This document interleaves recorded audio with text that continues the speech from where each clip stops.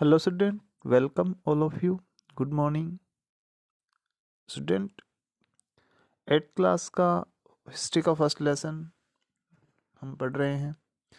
We have already study about the regulating act of India under the civil administration of British government.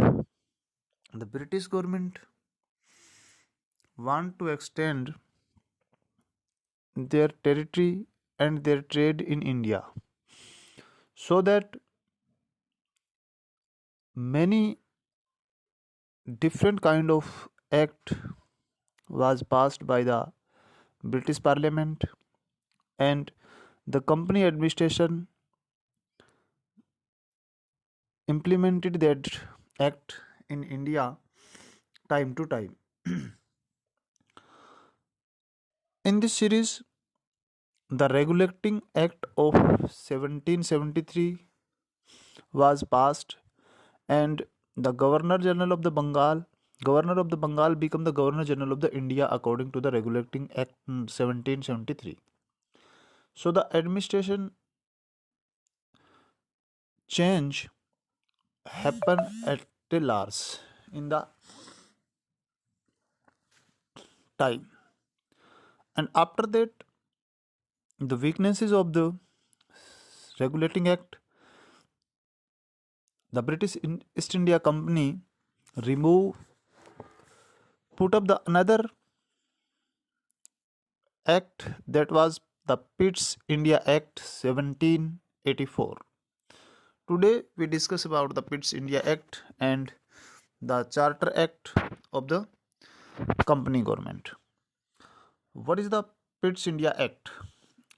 By this act, the number of members of the Governor General's Council were reduced from 4 to 3. The Pitt's India Act reducing the number of Governor General's Council. The Governor General Council set up according to the Regulating Act 1773. But in the Pitt's India Act 1784, the member of the council reduced from 4 to 3. These presidencies, the presidencies of Bombay and Madras, were made subordinate to the Governor General and his council. The power of Madras and Bombay presidency in given to the Governor General and his council. The Bombay and Madras presidency now become the subordinate. It means the superior is the Governor General and the lower and the subordinate body is the Bombay and Madras presidency become, and the Council of India and Governor General was the real head of the country. A board of control was set up in the London to look after the civil, military and revenue affair of the company. A board also set up in the London looking the matter of the civil, all the civil administration in India, military administration in India, and the revenue system that was taken by the Indians from different rate. So the revenue system and the civil and the military administration should be watched by the board that was set up in the London according to the East India Act 1784. After that, the Charter Act. A series of Charter Acts were also introduced by the British for effective administration or stabilize their control. Charter Act is a series of the acts introduced of British effective administration. If British want to doing the effective administration over India, so that so many Charter Act British was passed. The important act among them as will follow. Some of the important act we discussed today. First, the Charter Act of 1793. This was the first Charter Act, the series of the Charter Acts.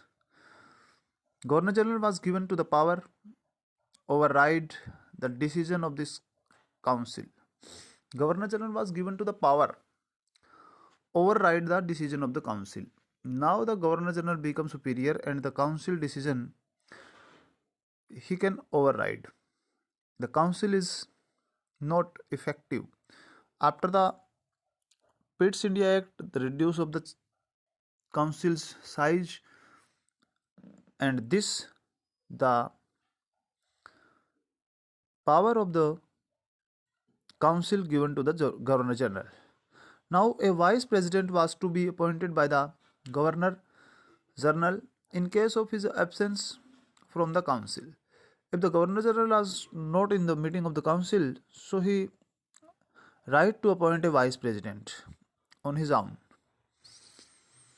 The members of the company were now to be fed from Indian revenue. The member of the company were now to be paid from Indian revenues. The company members now paid the revenue if they are member of the company. This is the main provision of the Charter Act 1793. After that, the second Charter Act of the Charter Act series, the Charter Act of 1813, the company monopolies of trade with India come to be an end. In 1813, the company's monopoly with the trade was end, and this trade in India was now open to all Englishmen. After the Charter Act, any of the Englishmen can trade with India, and the monopoly of the company is the reduce. The company still enjoy monopoly of trade with China and trade in tea. The two components are important for this act. The company enjoy the monopoly of trade with China and the trade of tea from India and from China. A sum of Rs 1 lakhs was to be spent annually on revival of the Indian literature and promotion of the scientific knowledge. The first time the Britishers annually spent lakhs of rupees on Indian literature and promotion of the scientific knowledge. In the Charter Act of 1813. The Charter Act of 1833, the company lost monopoly of trade with China. This time, the trade with China, the company's monopoly before the act, and this act was break the monopoly of the company in China and India. Already they have lost their monopoly in 1813. So now the end of the monopoly of the company on the Chinese trade also. The act paved a way to acquisition of land and property by a European in India. This act gives the right to all the European to paved the equation of the land and property. They can sell property and land in the India. This was all the European can do it. Bombay, Bengal, Madras were placed under the complete control of the Governor General, and the Governor General control is extended, and this was the important feature because the power of the Governor General become high because the Bombay and Bengal and Madras presidency under the control of the governor, direct control. A fourth member called the law member was added to the Governor General Council for legislative purpose. For the effective legislative management, the British had appointed a law member was added to the Governor General Council.